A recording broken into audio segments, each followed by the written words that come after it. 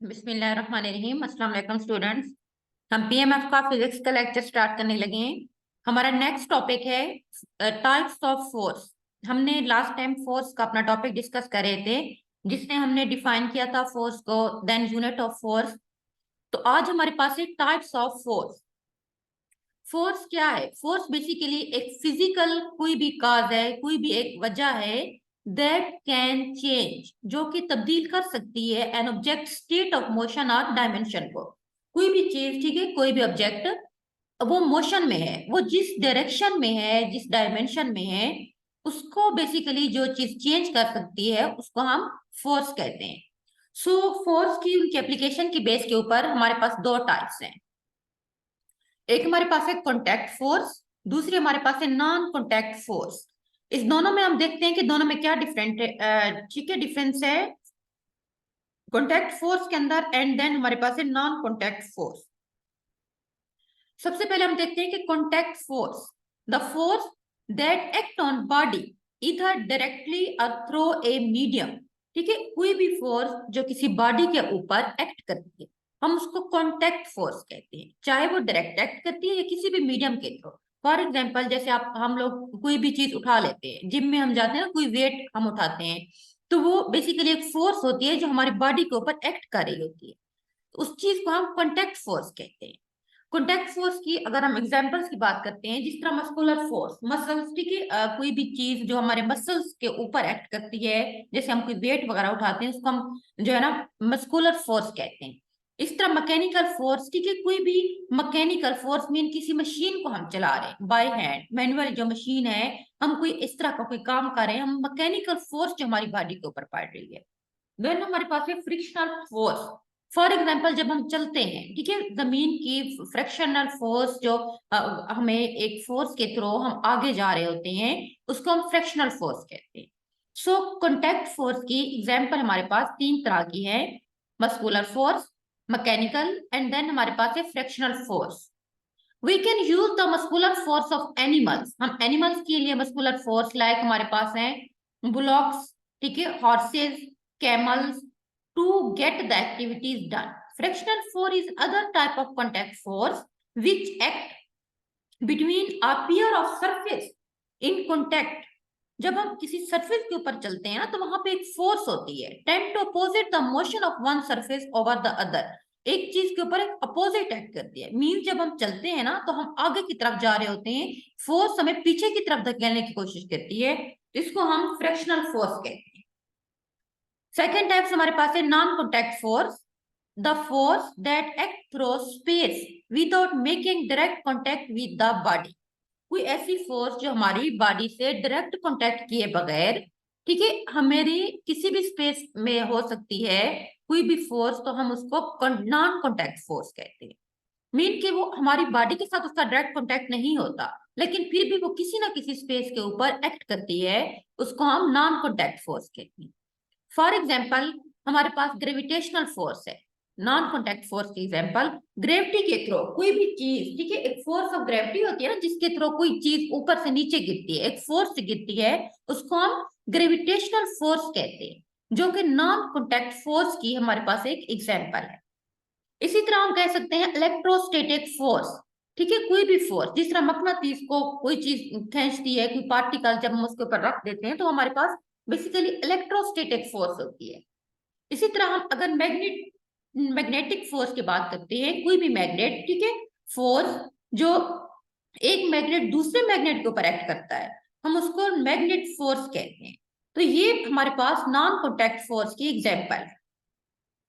तो इसमें हमारे पास तीन तरह की एग्जाम्पल हैं: gravitational force, electrostatic force, and then हमारे पास है magnetic force. The force exerted by a magnet on other magnet, एक मैग्नेट पे ऊपर जब कोई दूसरा मैग्नेट फोर्स डालता है, हम उसको मैग्नेटिक फोर्स कहते हैं। मैग्नेटिक फोर्स और जो हमारे पास इलेक्ट्रोस्टैटिक फोर्स हैं, ये किसी भी ऑब्जेक्ट के ऊपर एक्ट करते हैं फ्रॉम ए डिस्टेंस, ठीक है, एक फासले से। जिस तरह कोई भी चीज, फॉर एग्जाम्पल हमारे पास कोई मकनातीस है, ठीक है, कोई भी हमारे पास चीज है, वो हमारे पास कोई दूसरे वहां पे आयरन के पार्टिकल्स पड़े हुए हैं, उनको अपनी तरफ अट्रैक्ट करता है एक डिस्टेंस से। सो जो मैग्नेट फोर्स ये इलेक्ट्रोस्टैटिक फोर्स बेसिकली किसी भी ऑब्जेक्ट के ऊपर एक डिस्टेंस से, एक फासले से एक्ट करती है। That's why they are non contact force, इसीलिए हम इनको नॉन कॉन्टैक्ट फोर्स कहते हैं, क्योंकि डायरेक्ट किसी भी बॉडी के साथ इनका कॉन्टैक्ट नहीं है। The strength of gravity is an attractive force that is exerted by earth on the object. अगर किसी भी चीज के ऊपर, ठीक है, कोई भी ऑब्जेक्ट है, उसके ऊपर एक फोर्स डालते हैं जिसको हम अट्रैक्टिव फोर्स कहते हैं। इसी फोर्स को हम उसकी ग्रेविटेशनल फोर्स भी कहते हैं, which make them fall to the land. जैसे कोई भी फल है, दरख्त से नीचे आता है, तो एक ग्रेविटेशनल फोर्स उसको अपनी तरफ अट्रैक्ट करती है, जिसको हम ग्रेविटेशनल फोर्स कहते हैं, जो बेसिकली नॉन कॉन्टैक्ट फोर्स है। The weight of the body is the force that is pulled by earth toward the center. Basically, जो किसी भी बॉडी का जो एक वेट है, जो उसको नीचे की तरफ पुल करता है किसी भी सेंटर की तरफ, वो बेसिकली एक तरह की फोर्स होती है। उसके बाद हमारे पास टॉपिक है what is the line of action of a force. जब कोई फोर्स एक्ट करती है तो उसकी लाइन ऑफ एक्शन क्या है? The line along which a force act on A object. ठीक है, किसी भी ऑब्जेक्ट के ऊपर फोर्स जिस लाइन के साथ एक्ट करती है, हम उसको फोर्स लाइन ऑफ एक्शन कहते हैं। The point where the force acting on the object is called the point of application of the force. हमारे पास दो चीजें होती है, एक हमारे पास है वो पॉइंट जिसके ऊपर कोई भी फोर्स आके एक्ट करती है, उस पॉइंट को हम application, the point of application of force का नेम देते हैं। सेकेंड चीज हमारे पास है लाइन ऑफ एक्शन, मीन कि वो लाइन जिसके साथ कोई भी फोर्स आके एक ऑब्जेक्ट के ऊपर एक्ट करती है, हम उसको लाइन ऑफ फोर्स कहते हैं, लाइन ऑफ एक्शन। ठीक है, line of action of a force.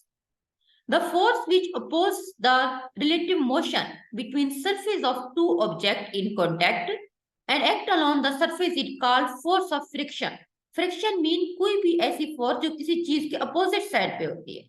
जिस तरह अगर हम करते हैं कि हमारे पास कोई भी लिक्विड चीज है, उसके फ्लो को एक फ्रिक्शन की फोर्स, एक रेजिस्टेंस होती है जो उसको रोकती है, उसको आगे बढ़ने से रोक रही है, उसको हम फोर्स ऑफ फ्रिक्शन का नाम देते हैं। इस तरह एक साइंटिस्ट था, उसका नाम था टीके गुलियो। उसने एक एक्सपेरिमेंट किया था, उसने ये साबित किया कि object that are in motion move with constant speed when there is no force acting on it. उसने प्रैक्टिकली ये चीज को प्रूव किया था कि कोई भी ऑब्जेक्ट जो मोशन में होते हैं वो कांस्टेंट स्पीड के साथ मूव करते रहते हैं जब तक उनके ऊपर कोई एक फोर्स एक्ट नहीं करती। He could note that when a sphere rolls down an inclined plane, its speed increased because of the gravitational force acting on it. ठीक है, उसने कहा था कि जब भी कोई चीज कोई नीचे की तरफ आती है, कोई भी एक हमवार किसी भी जो सतह के ऊपर, तो वो एक स्पीड उसकी तब इंक्रीज हो जाती है जब वो नीचे की तरफ आती है।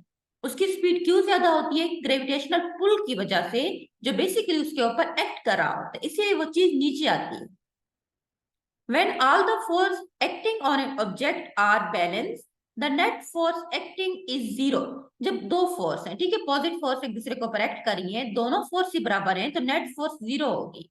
But if all the forces acting on the body result is an unbalanced force, then unbalanced force can accelerate the body, which means that a net force acting on the body can either change the magnitude of its velocity और change the direction of its velocity.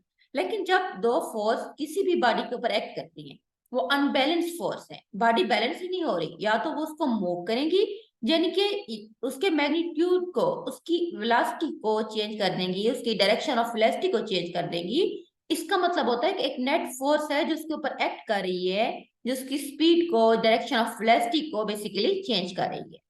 For example, when many forces act on a body, जब बहुत सारी forces एक body के ऊपर act करती हैं, तो body is found to be at rest. For example, body एक रेस्ट के ऊपर है। We concluded that net force acting on a body is zero. क्योंकि कोई भी उसको अपनी तरफ फोर्स नहीं कर सकता, तो नेट फोर्स हमारे पास जीरो फोर्स। ये हमारे पास था चैप्टर नंबर 3, ठीक है, जिसमें हमारे पास हमने मैकेनिक्स का चैप्टर पढ़ा था, उसमें हमने फोर्स को डिस्कस किया था, एंड देन हमने मैकेनिक्स की 3 टाइप्स डिस्कस की थी। नेक्स्ट हमारे पास चैप्टर नंबर 4 है ग्रेविटी का चैप्टर। ठीक है, इसमें हम देखते हैं कि व्हाट इज ग्रेविटी। ग्रेविटी क्या है?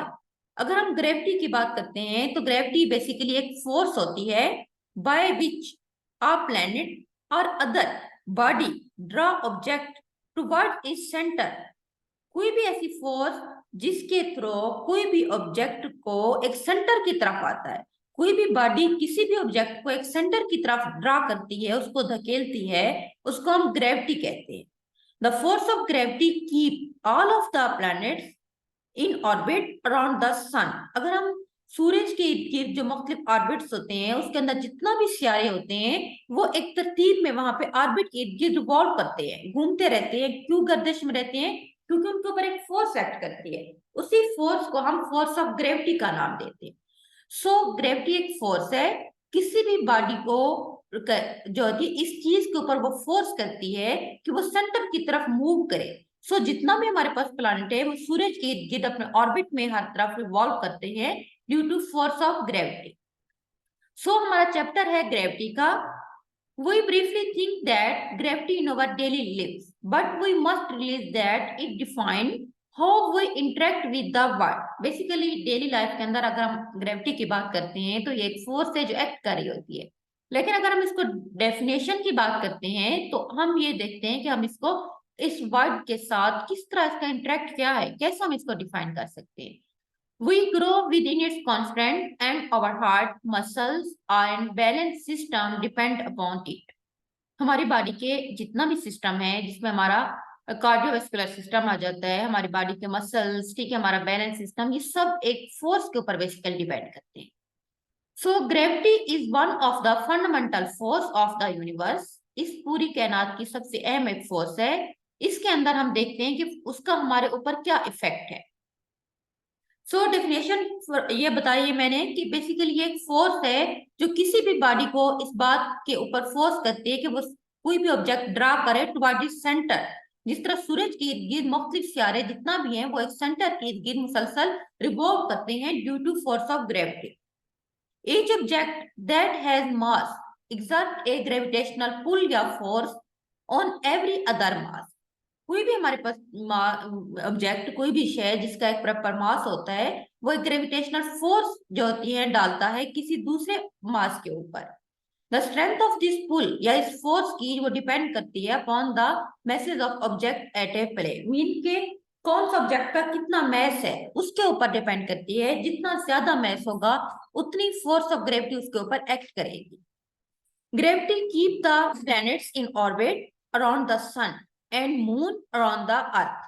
मुख्तलिफ, ठीक है, सूरज के इर्द गिर्द जितना भी सितारे हैं वो एक फोर्स की वजह से वहां पे मूव कर रहे हैं। इस तरह सूरज जमीन के इर्द गिर्द मूव कर रहा है, ग्रेविटी की वजह से कर रहा है। Hence we can define as gravity is a force that attract a body toward the centre of earth. जमीन के सेंटर की तरफ किसी भी बॉडी को अट्रैक्ट करती है एक फोर्स, उसको हम ग्रेविटी कहते हैं। या any other physical body having the mass, या किसी भी दूसरी फिजिकल बॉडी की तरफ जिसका एक मास होता है। देन हमारे पास है history of gravity. In 1687 sir Isaac Newton first उसने डिस्कवर किया था ग्रेविटी को। ठीक है, आपका एमसीक्यूज भी बन सकता है कि 1687 के अंदर सबसे पहले ग्रेविटी को सर आइजैक न्यूटन ने डिस्कवर किया था। Well sitting under an apple tree, कोई दरख्त के नीचे बैठा हुआ था, दरख्त जिसका सेब का दरख्त था। He noted that an apple falling down, उसने देखा कि एप्पल नीचे गिरा है। Then he tried to figure out why the apple come down instead of going up or left or right. Then उसने ये कंक्लूड निकाला, उसने ये सोचा कि क्यों वो एप्पल एक नीचे आया है बजाय ऊपर जाने के, लेफ्ट साइड गिरने के, राइट साइड सीधा नीचे क्यों गिरा है। In this situation there was clearly unknown force at play. उस वक्त उसके ऊपर एक फोर्स एक्चुअली उसके लिए अननोन फोर्स थी। That force is what Newton called gravity. यही वो फोर्स थी जिसको बेसिकली न्यूटन ने बाद में ग्रेविटी का नेम दिया था। And his theory is called Newton's law of universal gravitation, उसको थ्योरी का नाम देते हैं।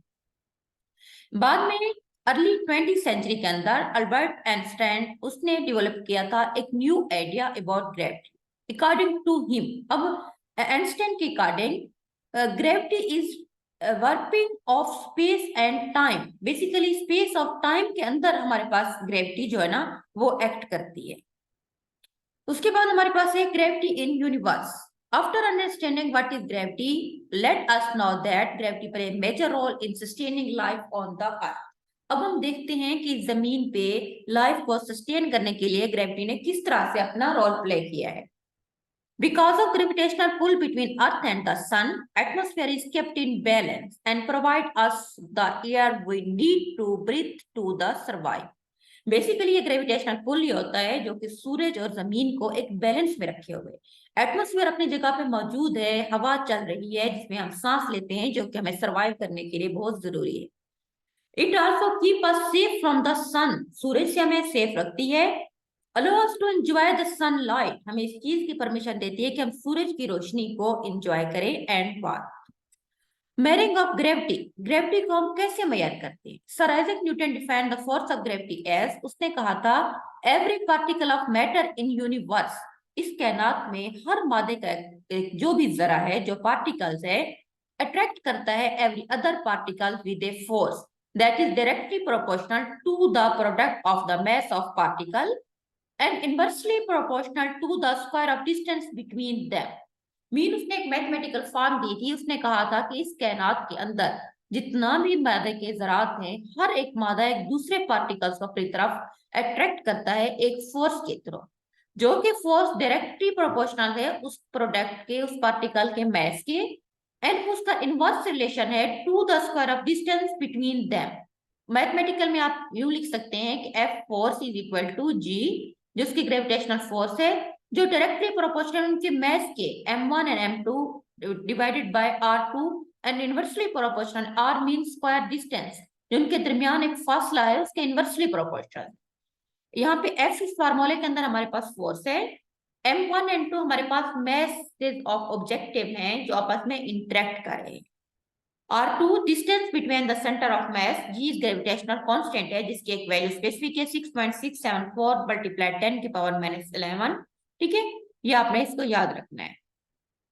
This equation give us magnitude of force, basically हमें फोर्स का एक मैग्नीट्यूड देती है। Since it is attractive force, it always directed toward the other object की तरफ जाएगी। From above equation we can come to conclusion, हम ये नतीजा निकालते हैं कि anything that has mass has gravity. So हम इससे ये कंक्लूड कर सकते हैं कि कोई भी चीज जिसका एक मास होता है उसकी एक ग्रेविटी भी होती है। ऑब्जेक्ट विद हेवियर मास, उसकी ज्यादा ग्रेविटी होगी। Closer to this objective are heavier the gravitational pull between them, gravity will weaker with distance. वो जैसे जैसे फासला कम आएगा उसके दरमियान ग्रेविटी जो है ना वो ज्यादा होती जाएगी, वीक होगी, ठीक है, डिस्टेंस के साथ। The above formula is used to calculate gravitational force between two objects. Next हमारे पास example of gravity. After knowing what is gravity, उसके अब एग्जाम्पल को डिस्कस करते हैं। Gases in sun are held together by gravity, सूरज में जितनी भी गैसेस हैं ग्रेविटी की वजह से आपस में वहां पे वर्क करती हैं। Gravity is responsible for water resting at bottom of glass instead of hovering over the top, जब हम किसी भी गिलास के अंदर पानी डालते हैं तो पानी नीचे रहता है बजाय उसके सरफेस के ऊपर आने दें। ये बेसिकली हमारे पास ग्रेविटी की रिस्पॉन्सिबिलिटी है कि वो पानी को गिलास की बॉटम में रखता है। The force of attraction between earth and the moon causes tied in the ocean, ठीक है, मीन के समंदर के अंदर जो लहरें हैं वो एक तरतीब में वहां पे रहती हैं, अट्रैक्शन होती है अर्थ एंड मून के दरमियान। This is the result of gravity की वजह से। So gravity cause the moon to revolve around the earth, कि जमीन के इर्द गिर्द जो एक हमारे पास चांद है वो गर्दिश करता है ग्रेविटी की वजह से। So gravity has same effect of all the object, if drop a iron rod and feather they will fall at exact same speed, हम कोई भी चीज जब ऊपर से नीचे गिराते हैं तो वो सेम स्पीड के साथ नीचे आती है। Due to effect of air exerted on the gravity, it might look like iron rod fall a greater speed, लेकिन क्योंकि उसके साथ साथ हवा का इफेक्ट भी वहां पे होता है, इसी वजह से समटाइम हम कह सकते हैं कि एयर रेजिस्टेंस की वजह से जो आयरन है वो ज्यादा स्पीड के साथ नीचे आता है एज कंपेयर टू फीदर।